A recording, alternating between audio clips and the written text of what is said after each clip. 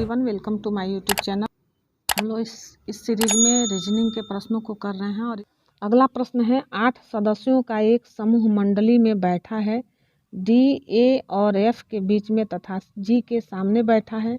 ई ए के दाईं ओर किंतु सी के बाईं ओर, जिसका साथी जी है।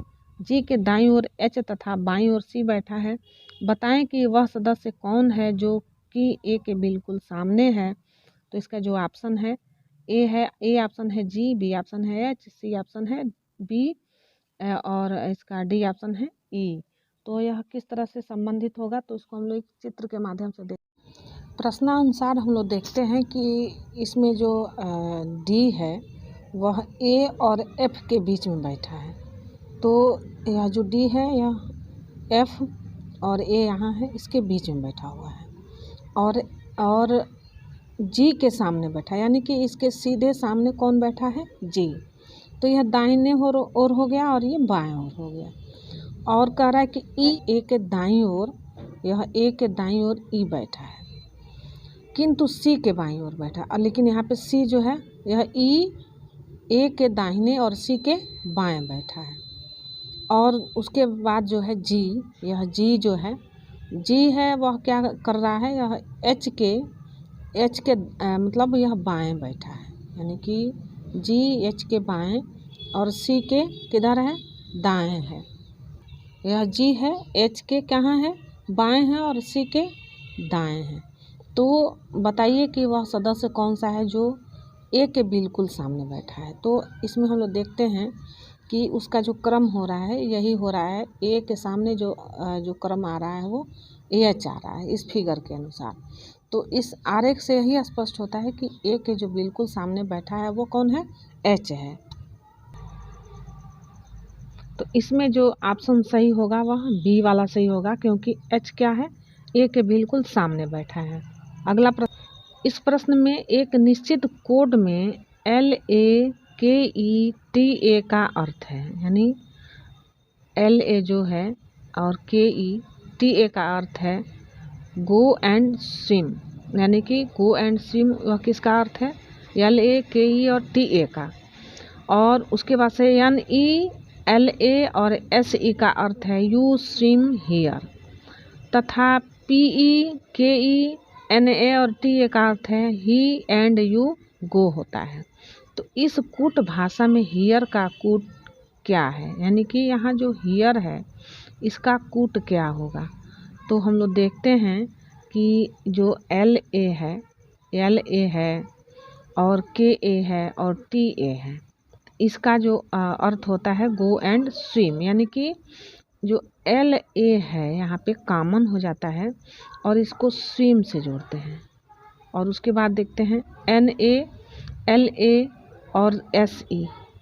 तो इसमें भी देखते हैं कि इसमें इसका जो अर्थ होता है यू स्विम हियर। तो इसका जो अर्थ होगा, यानी एन ए का जो अर्थ हो रहा है वह क्या हो रहा है, यू। एन ए का अर्थ जो हो रहा है यू हो रहा है। और एल ए का अर्थ यहाँ भी स्विम है और एल ए का अर्थ जो है यहाँ भी स्विम हो जा रहा है, ठीक है। अब हमको क्या ढूंढना है, हियर का पता लगाना है। और फिर इसमें देखते हैं पी ई और के ई और एन ए टी ए का जो अर्थ है वह क्या है, यानी कि एन ई, यानी जो इसमें एन ई है इसका जो अर्थ हो रहा है वह क्या हो रहा है, यू हो रहा है। इसका अर्थ क्या हो रहा है, यानी कि पी ए का एच ई है और के ई का ए एन डी है और इसका जो है एन ई का यू है और टी ए का गो होता है। तो इस कुट भाषा में हियर का कुट क्या होगा, यानी इस हियर का इसका बताना है। तो इस हियर का जो कुट होगा वह क्या होगा। तो इस ऑप्शन में हम लोग देखते हैं कि एल ए दिया हुआ है तो उसमें हियर का कहीं अर्थ नहीं है। एन ई है तो एन ई से भी क्या बन रहा है, यू बन रहा है। एल ए और एन ई हियर नहीं हो रहा है उससे, तो इसमें यह तीनों नहीं हो रहा है। तो इसका जो ऑप्शन होगा वह डी हो जाएगा, क्योंकि इस प्रश्न के अनुसार हियर जो बनेगा वह एस ई से बनेगा। किससे बनेगा, एस ई से। लेकिन यहाँ पे इस ऑप्शन में यस ई नहीं दिया हुआ है, यानी कि हियर का जो हो रहा है वह किससे हो रहा है।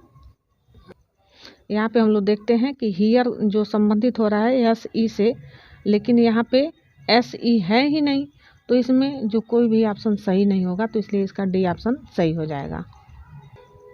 इस प्रश्न में राघव अपने घर से 15 किलोमीटर उत्तर की ओर जाता है और फिर वह पश्चिम की ओर मुड़ जाता है और 10 किलोमीटर तक तय करता है। इसके बाद वह दक्षिण की ओर मुड़ जाता है और 5 किलोमीटर तय करता है। अंत में वह पूर्व की ओर मुड़ जाता है और 10 किलोमीटर तय करता है। बताइए कि वह अपने घर से अभी किस दिशा में और कितनी दूर है। तो इसका जो ऑप्शन दिया गया है वह ए ऑप्शन है 10 किलोमीटर दक्षिण, बी ऑप्शन है 5 किलोमीटर पश्चिम, सी ऑप्शन है 20 किलोमीटर उत्तर और डी ऑप्शन है 10 किलोमीटर उत्तर। तो इसको हम लोग ऐसे देखते हैं। प्रश्न में हम लोग देखते हैं कि यह जो राघव है वह क्या कर रहा है कि वह अपने घर से उत्तर की ओर जा रहा है। कितना किलोमीटर? 15 किलोमीटर। तो यहाँ पहले हम लोग एक दिशा निर्धारित करते हैं। इसको हम लोग पूरब मानते हैं, ये है पश्चिम, ये है उत्तर और ये है दक्षिण, यानी पूरब, पश्चिम, उत्तर और दक्षिण।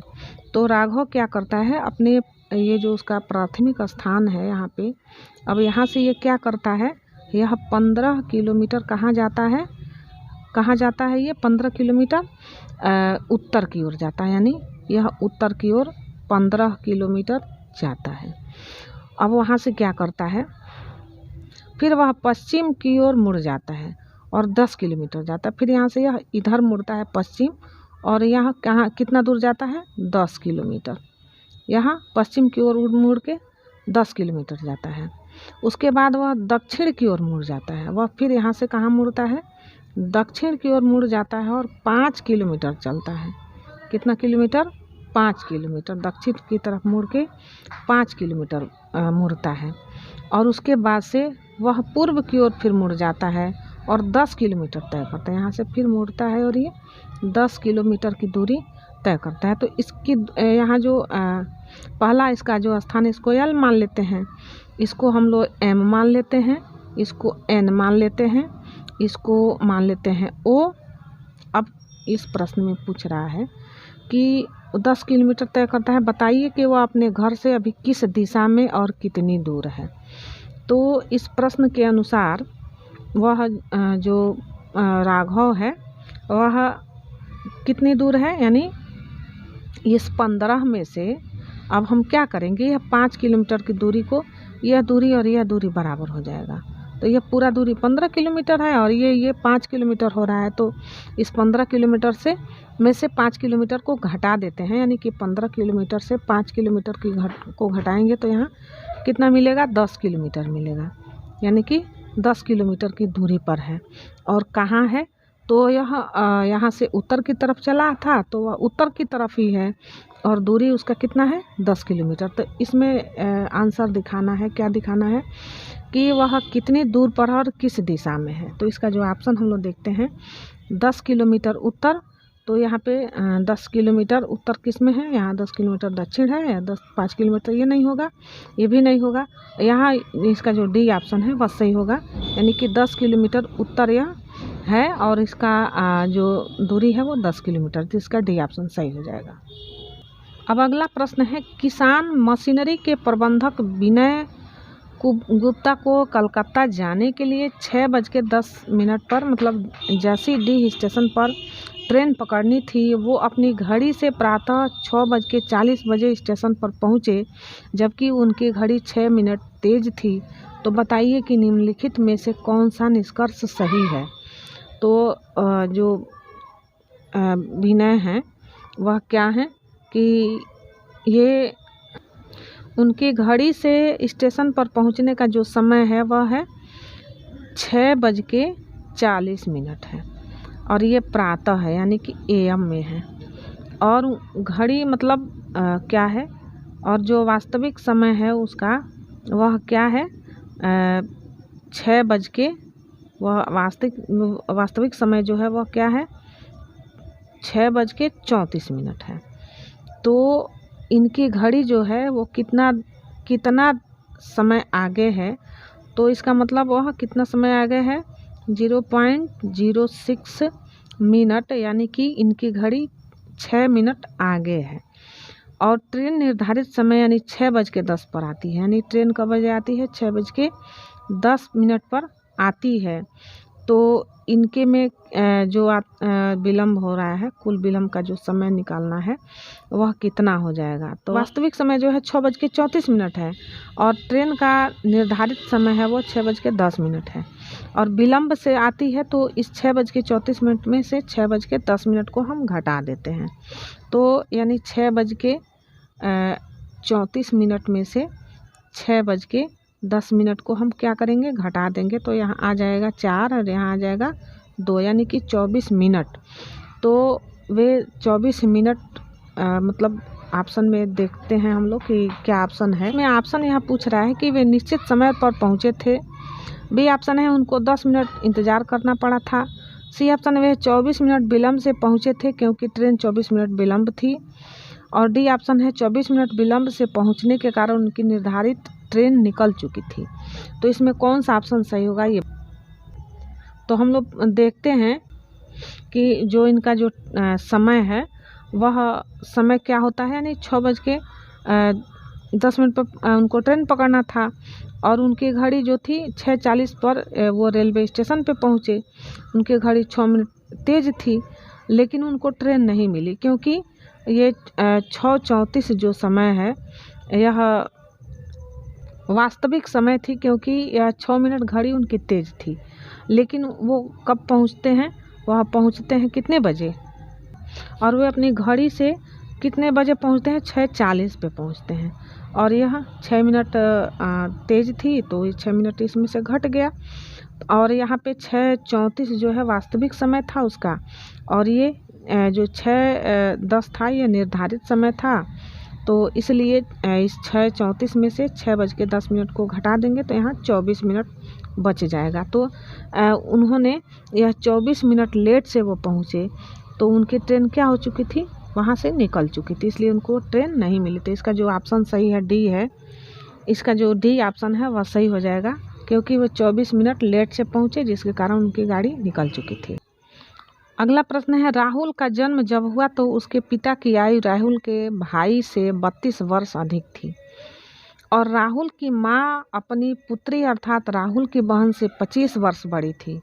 अगर राहुल के भाई की आयु उससे 6 वर्ष अधिक है और राहुल के पिता उसकी माँ से 3 वर्ष बड़े हैं, तो राहुल के जन्म के समय उसकी बहन की आयु क्या थी। तो इसको देखने के लिए हम लोग देखते हैं कि राहुल का भाई 6 वर्ष बड़ा है, यानी कि राहुल से उसका भाई कितना वर्ष बड़ा है, 6 वर्ष बड़ा है राहुल का भाई, यानी उसका भाई 6 वर्ष बड़ा है। और राहुल के जन्म के समय उसके पिता की आयु, यानी पिता की आयु कितनी थी, 38 वर्ष थी। और राहुल के जन्म के समय राहुल की माँ, उसकी माँ की जो आयु थी वह थी 35 वर्ष, यानी कि उनकी जो आयु थी वह 35 वर्ष थी और पिता की और माँ की आयु थी 35 वर्ष और उसके पिता की आयु 38 वर्ष। अब कह रहा है कि राहुल के जन्म के समय राहुल की बहन की आयु कितनी थी। तो राहुल के जन्म के समय, यानी अब हम क्या करेंगे, अब राहुल की बहन की उम्र है 25 वर्ष, तो इस 35 वर्ष में, यानी कि जो उनकी माँ की उम्र है 35 वर्ष, इसमें से उसकी बहन की उम्र को क्या करेंगे, घटा देंगे। तो जब ये 35 में से 25 घटेगा, यहाँ बचेगा 10 वर्ष। तो यह क्या हो गया, यह राहुल का क्या हो गया, राहुल के जन्म समय उसकी जो बहन की वास्तविक आयु थी वह क्या थी, 10 वर्ष थी। तो यही ढूंढना है कि राहुल के जन्म के समय उसकी बहन की जो आयु थी वह कितना थी। तो इसमें जो ऑप्शन दिया गया है, ए है 10 वर्ष, बी है 6 वर्ष, सी है 12 वर्ष और डी है 14 वर्ष। तो इसका जो ऑप्शन सही हो जाएगा वह कौन सा सही हो जाएगा, यानी कि इसमें जो ए ऑप्शन है 10 वर्ष, यह सही हो जाएगा। अगला प्रश्न है, निम्नलिखित प्रश्न में दिए गए विकल्पों में से लुप्त संख्या ज्ञात करिए। अब इसमें से लुप्त संख्या बताना है। ऑप्शन है, इसका जो प्रश्न है वह है 66 में से घटाना है 65 को, और उसमें से 64 बराबर 195, यानी कि 66 माइनस 65 माइनस 64 बराबर 195। 55 माइनस 54 माइनस 53 बराबर 162। और 44 माइनस 43 माइनस 42 बराबर, यहाँ पे खाली जगह दिया गया है, तो यह किसके बराबर होगा? तो यहाँ हम लोग देखते हैं कि जो 66 है, 65 है और 64 है बराबर होता है 195, यानी कि 4 और 5 9 और 6 15 का 5 हो गया, और 6 6 12 6 18 और 1 19 का, यानी कि 195 हो गया। उसी तरह से इसको भी जब जोड़ते हैं तो 162 हो जाता है। तो ऐसे ही इसको भी जोड़ लेंगे तो 4 3 7 2, यहाँ पे क्या हो जाएगा? 9 हो जाएगा, और 4 और 4 8 4 12, यहाँ पे क्या हो जाएगा? 12 हो जाएगा। तो इसका जो ऑप्शन दिया गया है, ए ऑप्शन है 921, बी ऑप्शन है 219, सी ऑप्शन है 129 और डी ऑप्शन है 258। तो इसका जो सही ऑप्शन हो जाएगा वो क्या हो जाएगा? सी वाला सही हो जाएगा, यानी कि 129 हो जाएगा। अगला प्रश्न है, एक तस्वीर की तरफ इशारा करते हुए अरुण कहता है, वह मेरे भाई के पुत्र की पत्नी की पुत्री की माँ है। अरुण उस तस्वीर में किस प्रकार संबंधित है? ऑप्शन है ए कजिन, बी ऑप्शन है पतोहू, सी ऑप्शन है अंकल और डी ऑप्शन है ससुर। तो यह जो अरुण है वह क्या करता है? इशारा कर रहा है, ए अरुण है वह इशारा कर रहा है किसको? भाई को, यानी कि यहाँ पे उसका भाई है उसको इशारा कर रहा है और कह रहा है कि वह उसके पुत्र की पत्नी, यहाँ पे उसकी पत्नी आ गई, पत्नी, यानी कि यहाँ पे उसकी पत्नी आ गई।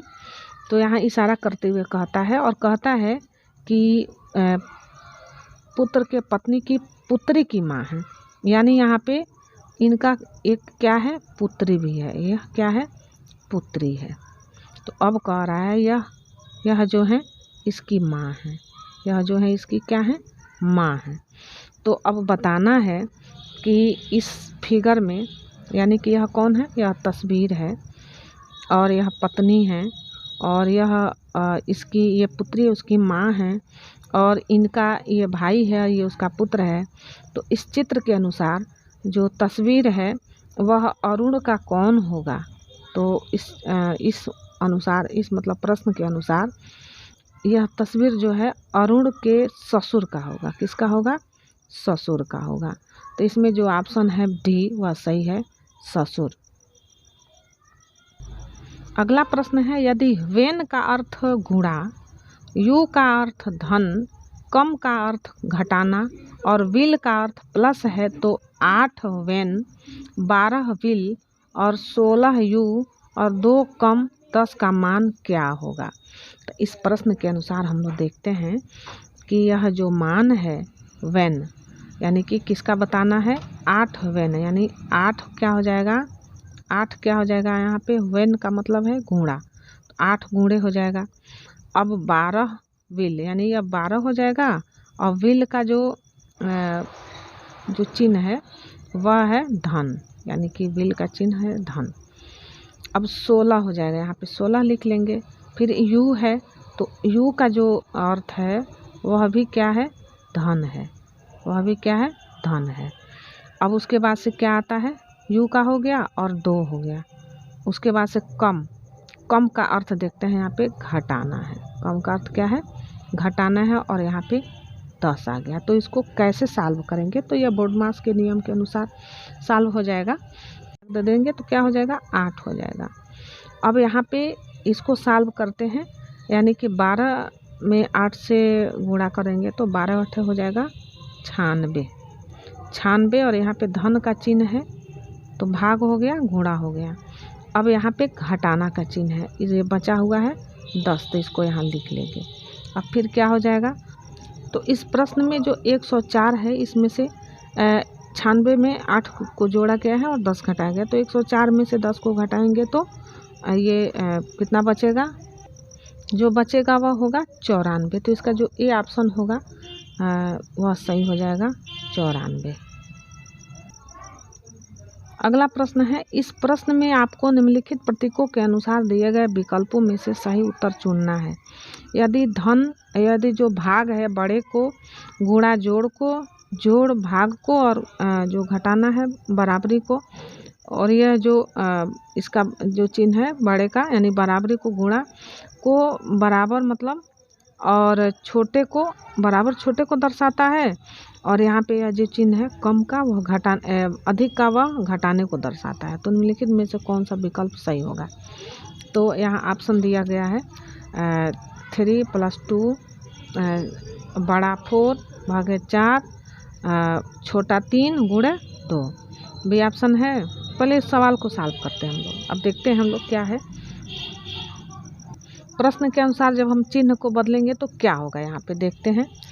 अब इस प्रश्न में यहाँ पे जो ऑप्शन दिया गया है इसके अनुसार हमको हल करना है। तो इसको क्या करेंगे, अब यहाँ पे आएंगे तो इस प्रश्न के अनुसार जो विकल्प दिया गया है इसमें जो डी ऑप्शन है इसमें देखते हैं हम लोग। इस प्रश्न के अनुसार जो ये इसका जो डी ऑप्शन है उसमें जो चिन्ह है उसको बदलने पर, यानी गुणे को धन में और फिर यहाँ गुणे को धन में और बराबर को यहाँ पे इस चिन्ह में बदलने पर, और उसके बाद से जो धन है इसको भाग में बदला जाता है, और यह जो यहाँ पे जो ये छोटे बड़े का जो चिन्ह है इसको घटाने के रूप में बदलते हैं। तो यह इसका ऑप्शन डी वाला सही हो जाता है।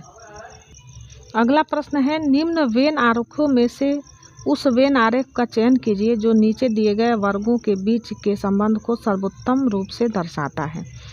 अब यहाँ पे महिलाएं हैं, डॉक्टर हैं, कवि हैं। अब इसका जो ए ऑप्शन है 2 गोले हैं, 2 आपस में मिले हुए हैं और एक बाहर है।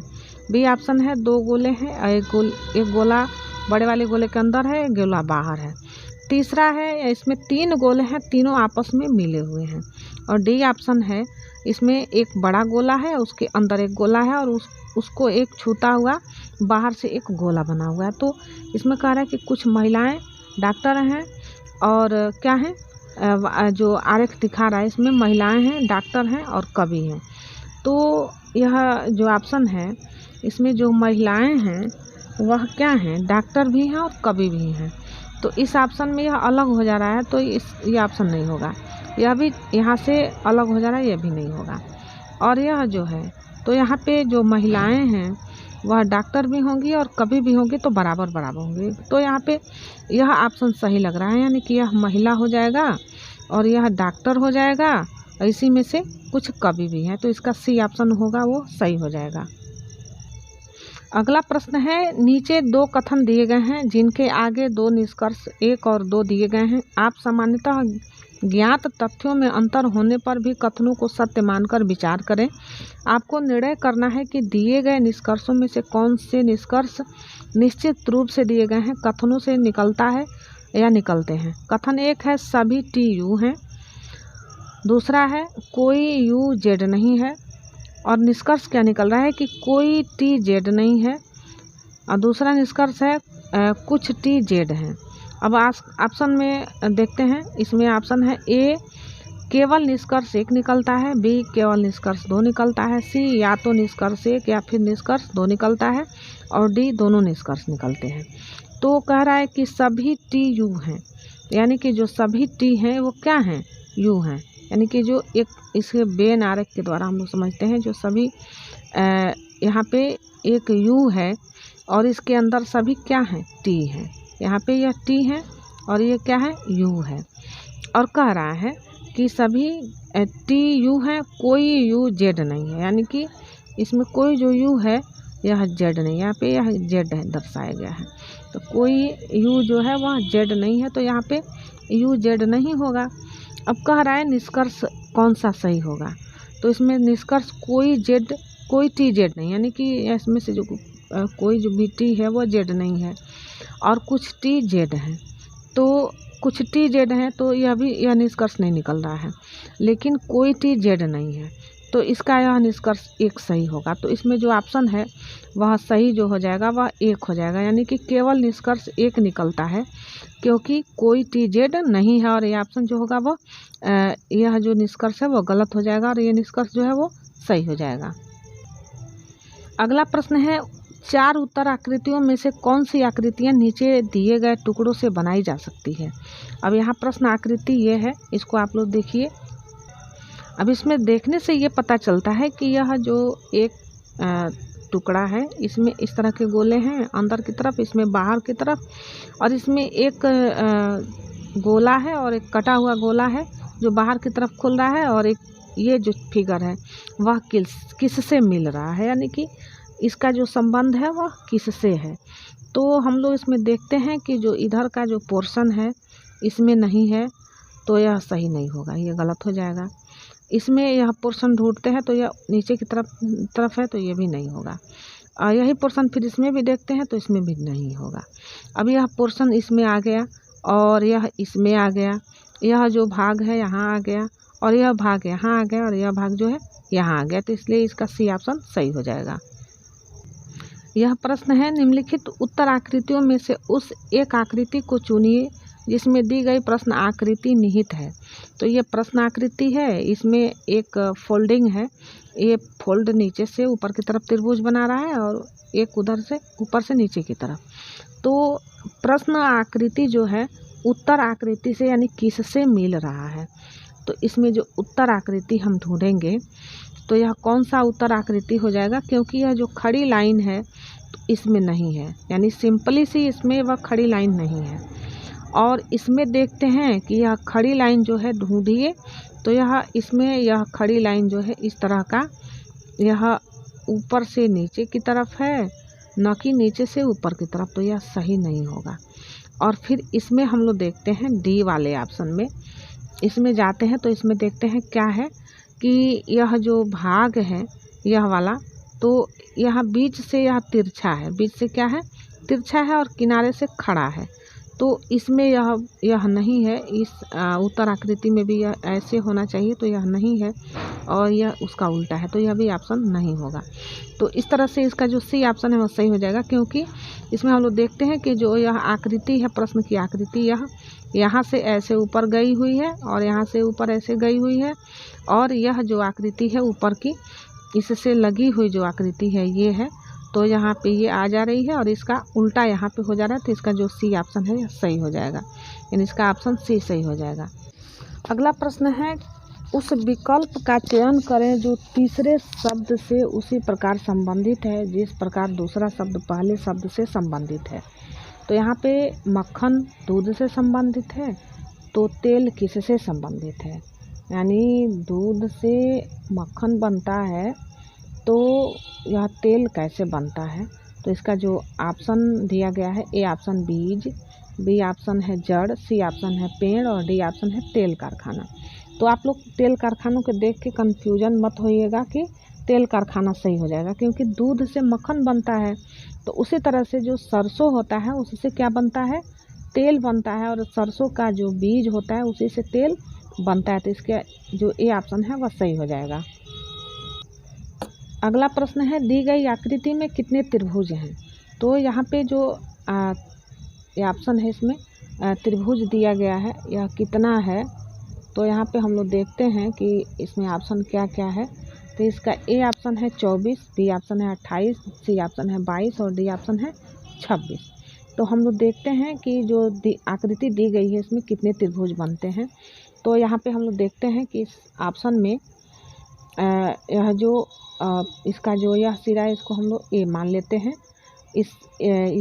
इसको हम लोग B मान लेते हैं, इसको हम लोग C मान लेते हैं, इसको D मान लेते हैं, इसको E मान लेते हैं और इसको हम लोग F मानते हैं, और इसको हम लोग क्या मानते हैं, G मान लेंगे, G, इसको H, इसको I और इसको J मान लेंगे, यानी जहाँ जहाँ पे कोण मिला हुआ है उसको हम लोग मान लेते हैं। अब हम लोग इसमें देखते हैं, हाँ अब यहाँ पे ये छूट रहा है, तो इसको हम लोग J हो गया, इसको K मान लिया और इसको मान लिया L, इसको L मान लिया, और फिर इसको मान लिया क्या, इसको फिर मानना पड़ेगा M, और इस कोण को मान लेते हैं N। n मान लेते हैं। अब हम लोग देखते हैं कि इसमें कितने त्रिभुज बन रहे हैं। तो इस प्रश्न में अब हम लोग मिलाते हैं कि कहाँ से कौन सा त्रिभुज बन रहा है। तो पहले हम लोग यहाँ से आते हैं, यह जो त्रिभुज है AKJ, तो यह 1 नंबर का त्रिभुज हुआ, 1। फिर उसके बाद से आते हैं AK और B, यह दूसरे नंबर का हो गया। फिर उसके बाद आते हैं B और K और L, तो यह तीसरे नंबर का त्रिभुज हो गया। उसके बाद से L K और J, यानी कि यह L K और J, यह 4 नंबर का हो गया। उसके बाद से अब फिर आते हैं यहाँ पे B पे, तो यह B C और L, यह कौन सा हो गया, 5वां त्रिभुज हो गया। उसके बाद से देखते हैं L I और J, यानी L I J, यह 6वें नंबर का त्रिभुज हो गया। उसके बाद से देखते हैं यह जो इसमें D है, D E और M, D E M, यानी कि यह D E M, यह हो गया 7वें नंबर का त्रिभुज। उसके बाद से है इसमें जो त्रिभुज देखते हैं हम लोग E और E N और F, E N और M भी हो जाएगा, तो इसको हम लोग 8वां मान लेते हैं। उसके बाद देखते हैं E N और F, यह 9वां नंबर हो गया। उसके बाद से F है, F से फिर ढूंढते हैं, तो F कहाँ गया, यानी कि F N और G, यह एक त्रिभुज ये हो गया, नहीं 10 नंबर का हो गया। अब उसके बाद से यहाँ पे आते हैं G N और M, यानी कि यह एक त्रिभुज हो गया, तो यह 11 नंबर का हो गया। उसके बाद से यहाँ पे हम लोग फिर आते हैं G पे देखते हैं, यह G और M और H, G M और H, यह एक त्रिभुज हो गया, यह 12 नंबर का हो गया। उसके बाद से फिर यहाँ पे हम लोग आते हैं A B और L, A B और यहाँ पे A B और यह L है, तो यहाँ पे एक कोण ये बन गया, A B और L, ये एक कोण बन गया, तो यह 13 नंबर का त्रिभुज हो गया। और उसके बाद से हम लोग देखते हैं B L और J, यानी B L और J, यह एक त्रिभुज हो गया, ये 14 नंबर का हो गया। तो ऐसे ही फिर हम ढूंढते हैं L और J और L J और A, यह एक त्रिभुज हो गया, यह 15 नंबर का त्रिभुज हो गया। उसके बाद से A B और J, A B और J, यह कितने नंबर का हो गया, यह 16 नंबर का त्रिभुज हो गया।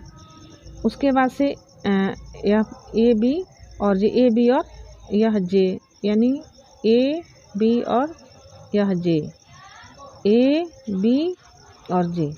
और उसके बाद से जो त्रिभुज होगा E F M, E और F और कौन सा हो जाएगा, E F और M, E F M, यानी कि ऐसे यह कितने नंबर का हो जाएगा, 17 नंबर का त्रिभुज हो जाएगा। उसके बाद से F G, जो F है वह किससे मिलता है, F जो मिल रहा है, किससे मिल रहा है, F मिल रहा है G और यहाँ पे M से, तो एक त्रिभुज ये हो गया 18 नंबर का। उसके बाद से यह जो G है, G M और E, यहाँ से एक त्रिभुज यह हो गया, तो यह 19 नंबर का हो गया। उसके बाद से यह G और यह F और E, यानी कि G F और E, इस तरह से यह 20 नंबर का हो गया।